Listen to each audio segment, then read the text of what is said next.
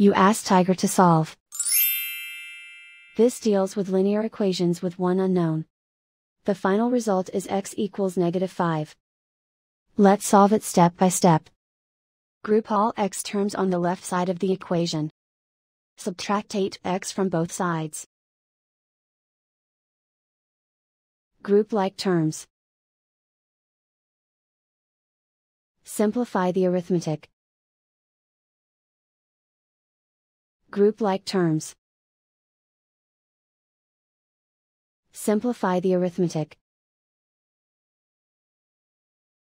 Group all constants on the right side of the equation.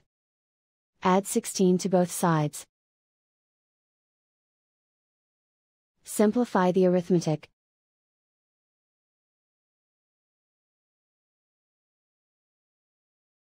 Isolate the x.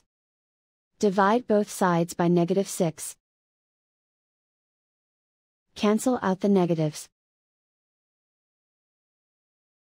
Simplify the fraction.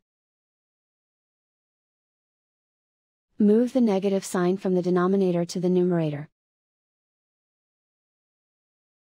Find the greatest common factor of the numerator and denominator. Factor out and cancel the greatest common factor. And so the final result is x equals -5.